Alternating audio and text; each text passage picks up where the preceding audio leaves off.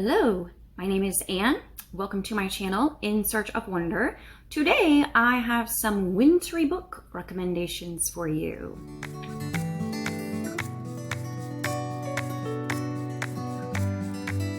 And my little snowman mug and I are here this morning to share with you some wintry reads that you might enjoy. Where I am in Northern Virginia, here and in Maryland, I've lived in this part of the country, mid-Atlantic, my entire life, most of my life. And we have this struggle every winter where we want snow. Okay, well, some of us, we want snow. And it's always like, will we get snow? Will we not get snow? And like every couple of weeks throughout the winter, we got all excited because there's snow in the forecast. But the closer we get to the actual event, the more it gets downgraded. And by the time it comes, it's at the most a dusting, or it's maybe sleet or ice, which is awful. And that's just no fun.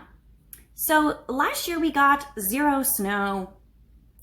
On the other hand, we have winters, like the winter we moved into this house where we live now, where we got 3 feet of snow and we were stuck in our house for like a week or two. That can happen. Hasn't happened in a few years. We're all hoping. We're ready for a big snow. As this video goes live, I hope that I am getting the news that school is canceled for the day due to snow. I would love for that to be true. So I am hoping that those of you who are watching this the day it goes live, I am enjoying a cozy snow day at home, baking cookies, reading books, curled up, enjoying the pretty snowy landscape, but probably I'm gonna be at work on a dreary day. I might get a 1 or 2 hour delay. We'll see. But my snowman mug and I are wishing for the best.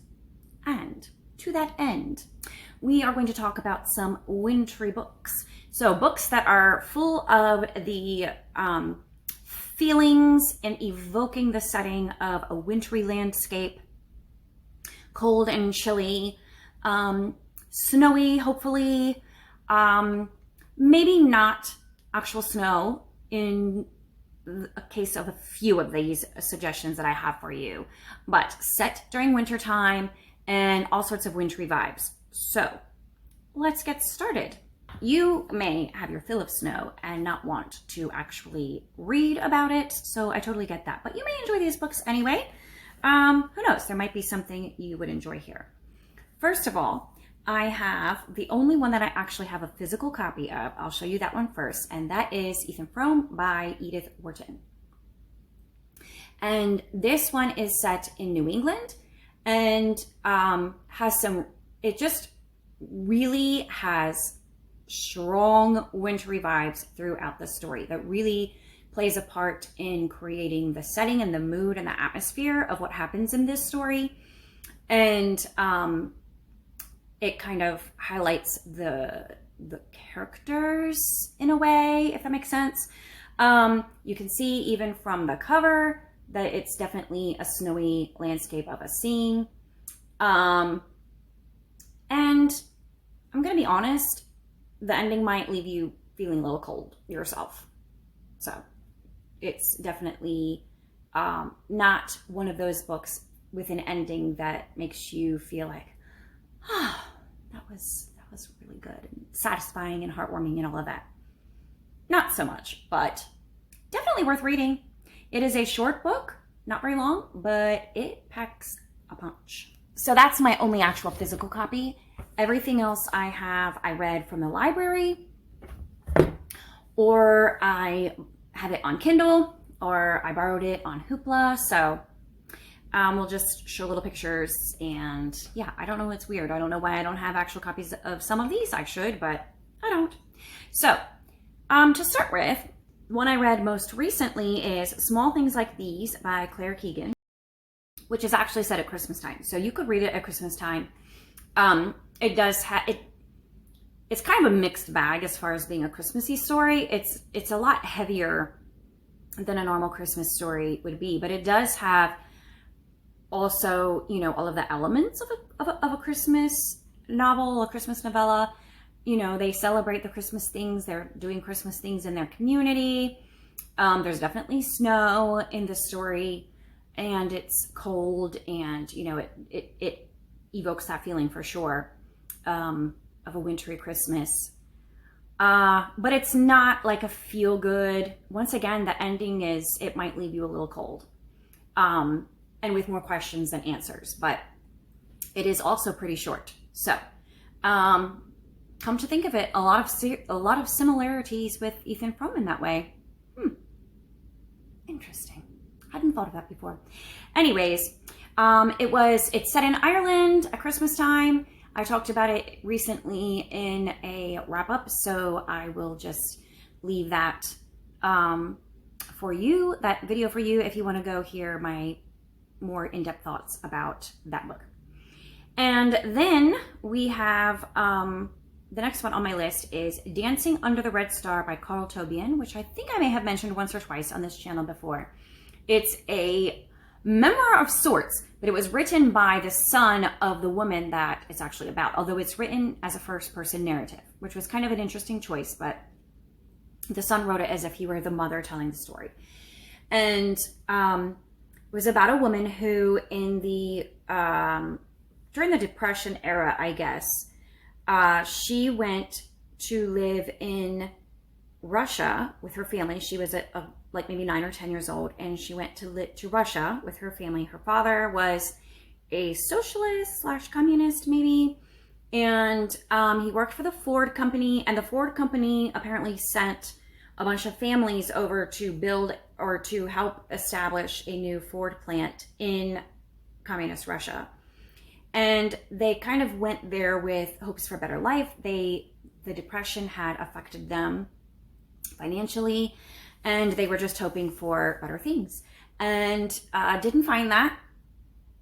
I don't think anybody's very surprised about that. They did not find better things there. In fact, life took a turn for the worse, much, much worse. Her father ended up being imprisoned and eventually dying.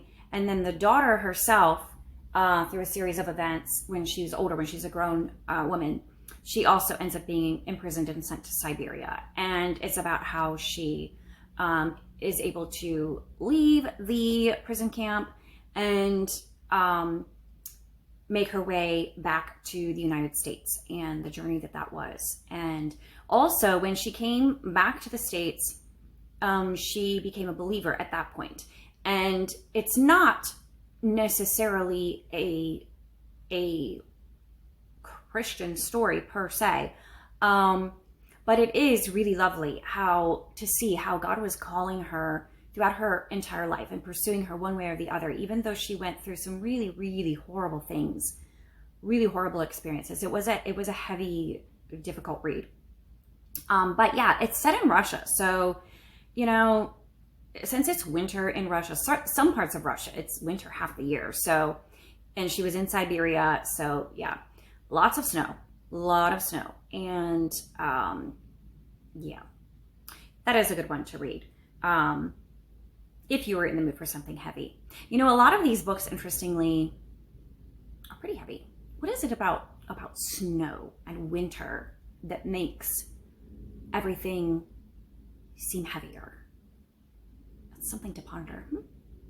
Anyway, the next one, another heavy one, is The Great Alone by Kristin Hannah, which I did give 4 stars to, but I will, with a few caveats. So first of all, I did not like, there was a lot of cussing in it. So there's 2 of the main characters. Well, the main character is a family with a husband, wife, and their daughter.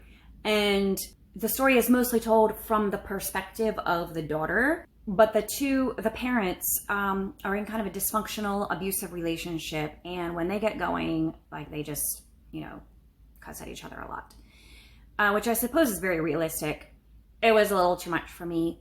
And the other caveat would be that it was a little bit leaning too much maybe on the emotional aspect of things, like written, I don't know, with the twists and the turns in the story and the, you know, the emotions and everything that were involved, maybe leaning a little too much towards sensational, I guess. but it's set in Alaska, so hence, you know, a lot of snow.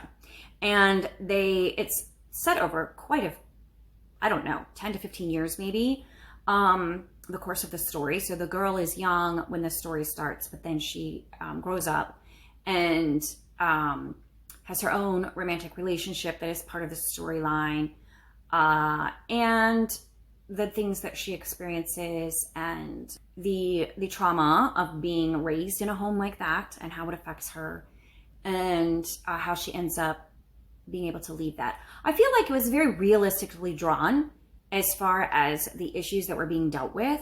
So that was well done. And the story was very compelling. I wanted to find out what happened with the characters, and that kept me reading. I listened to it on audio.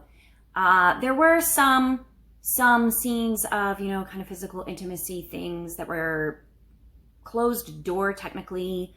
I could have done without them. I don't think that they really were necessary for the story, but so I wouldn't describe it fully as clean.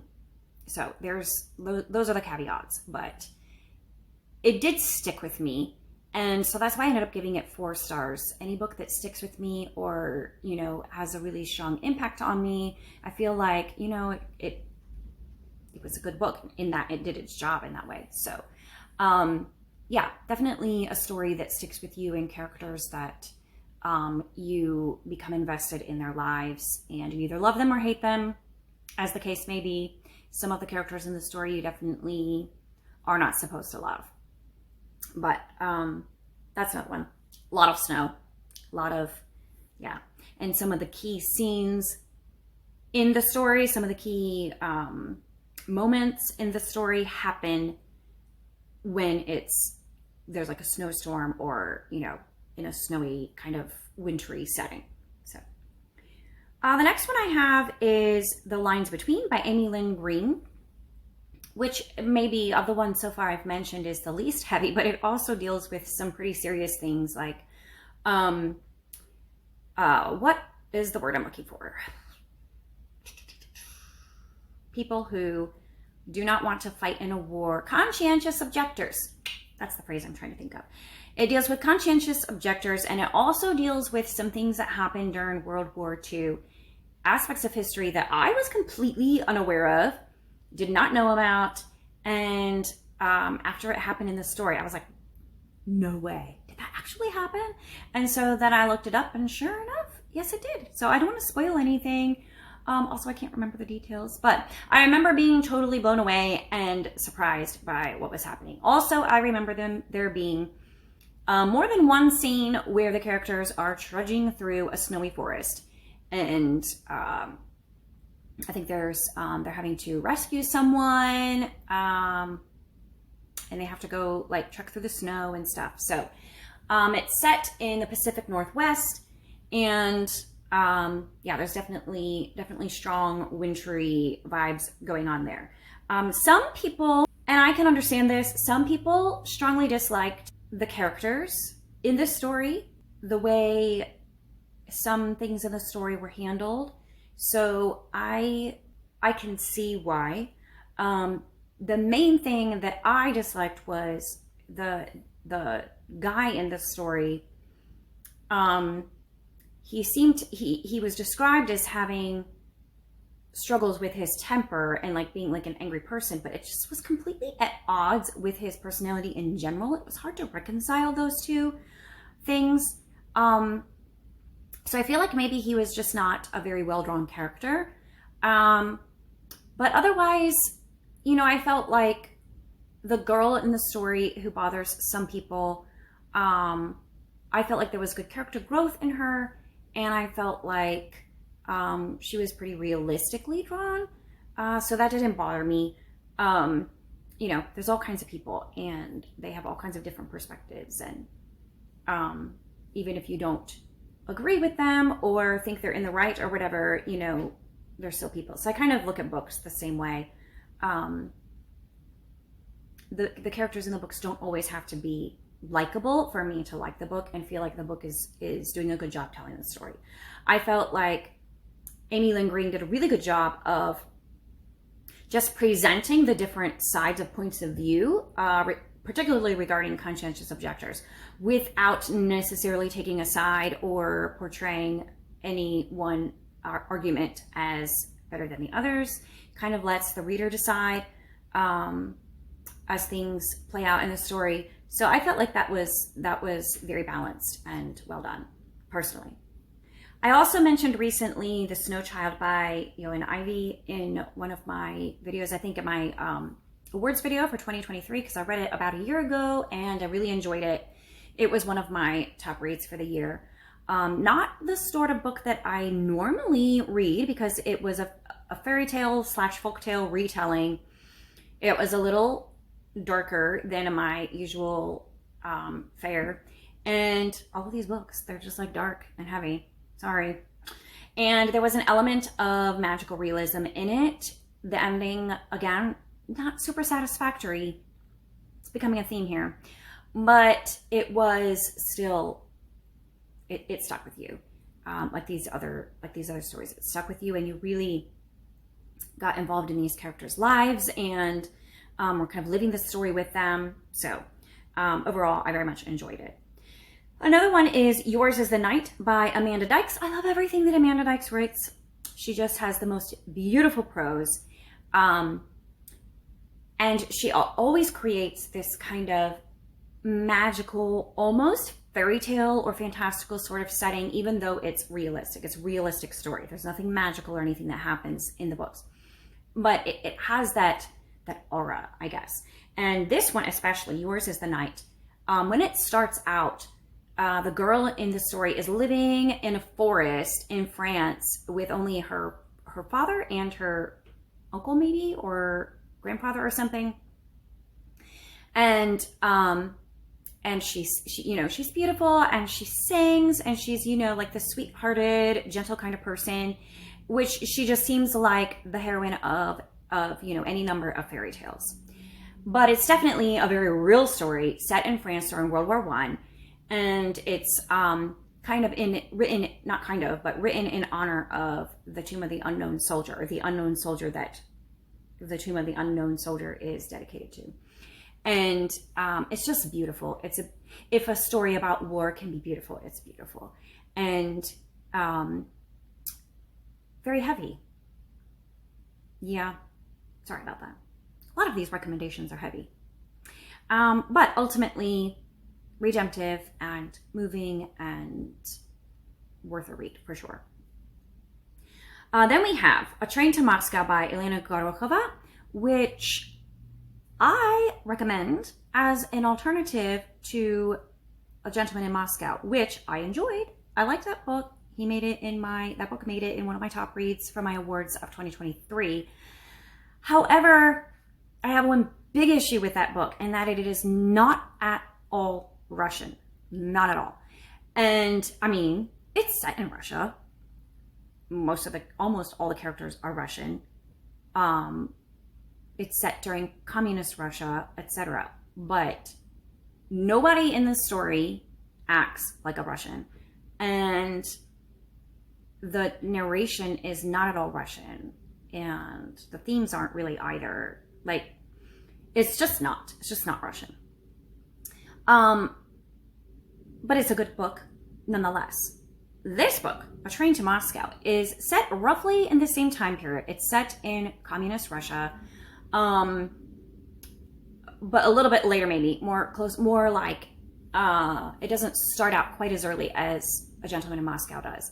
And it's set during mostly Cold War Russia, and it is a girl's coming of age story, and then her adult life in communist Russia and the things that she experiences. And it's based on the true story of an actress. Yeah, a famous Russian or Soviet actress from early on in the Soviet era.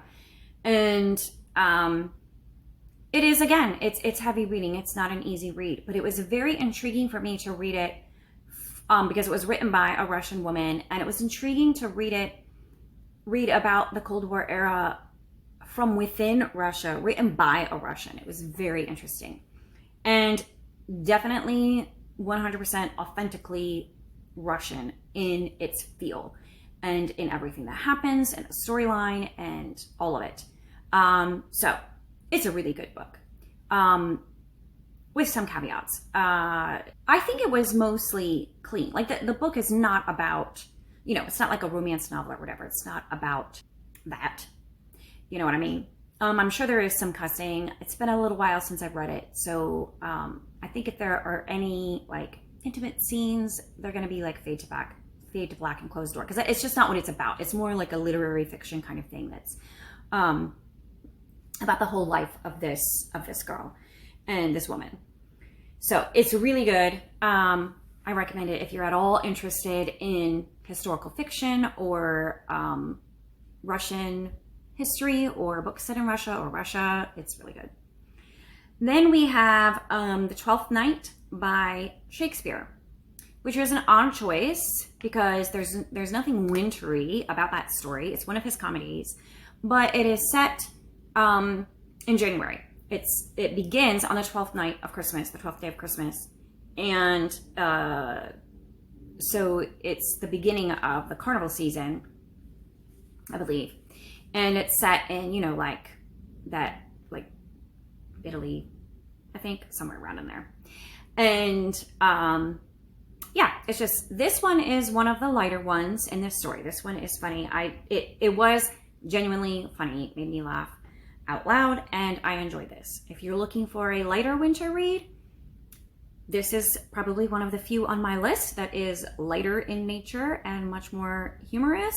However, there is no snow. It's not a snowy, wintry sort of scene. So make of that what you will.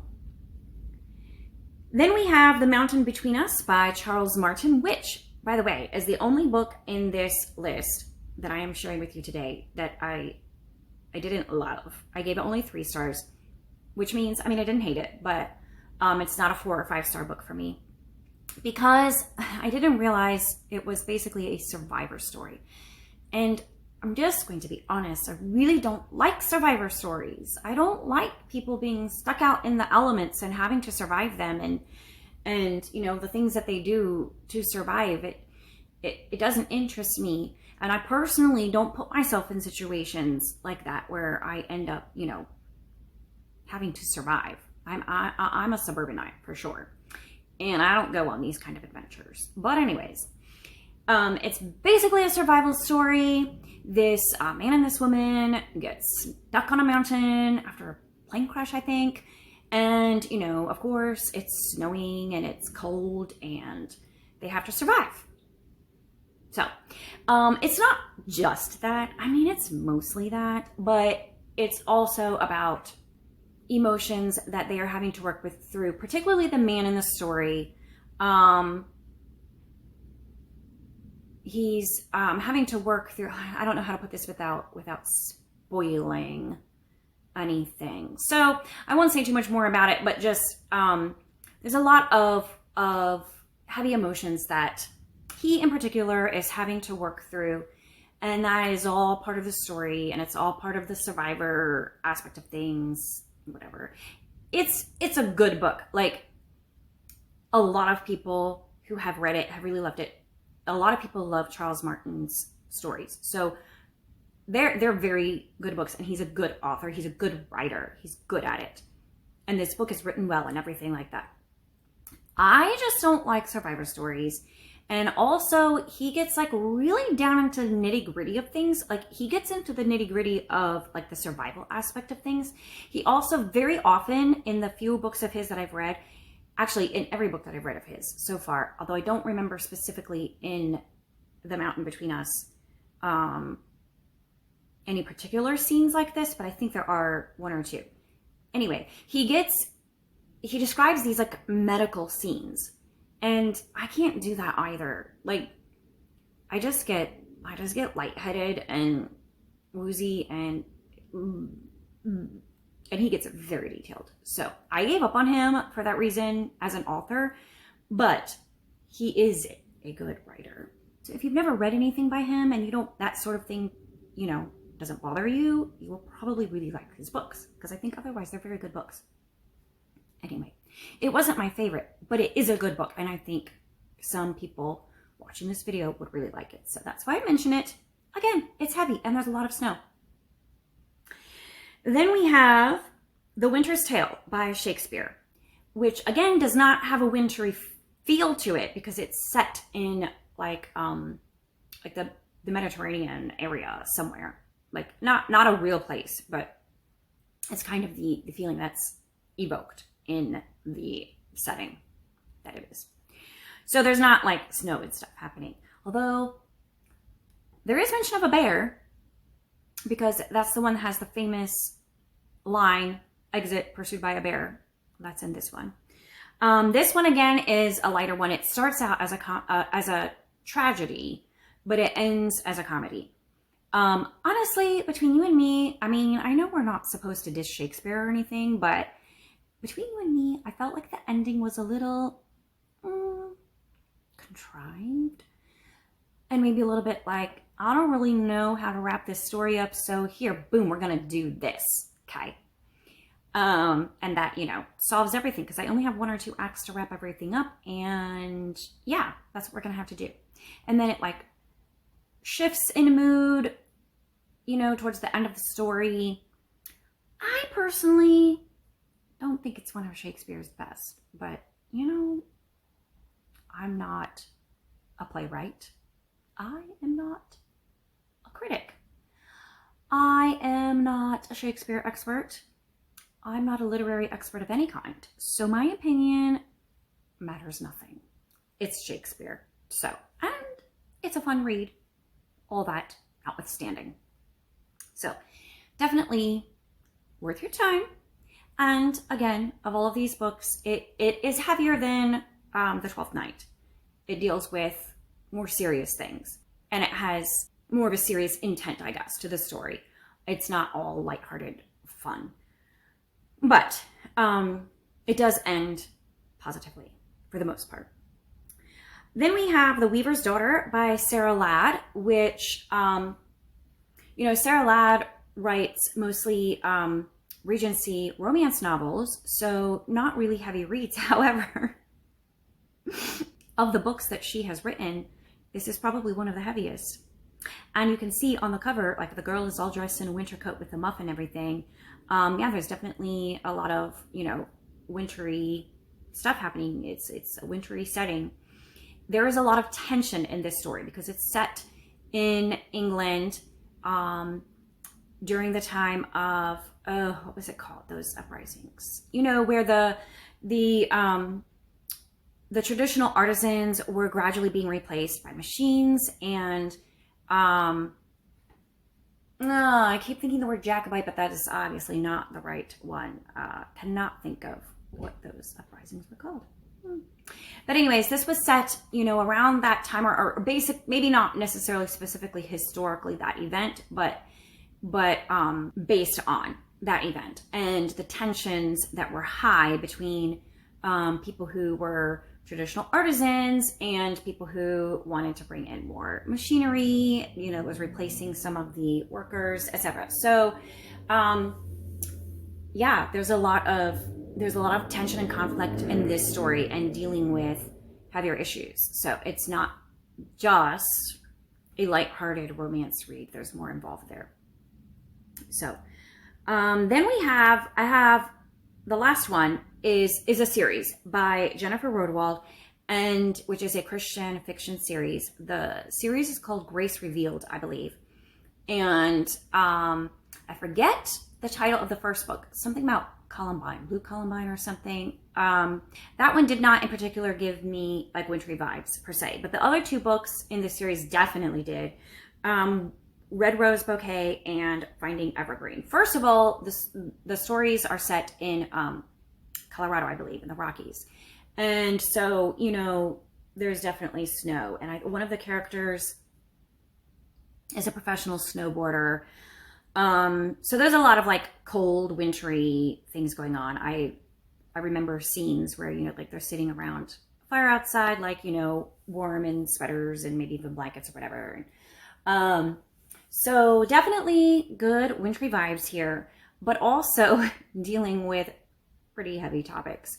But I love how she tackles these issues, very serious issues. Like the first book is about alcoholism, and the second one is about abortion, and the third one is about a marriage that's falling apart, plus a foster care situation.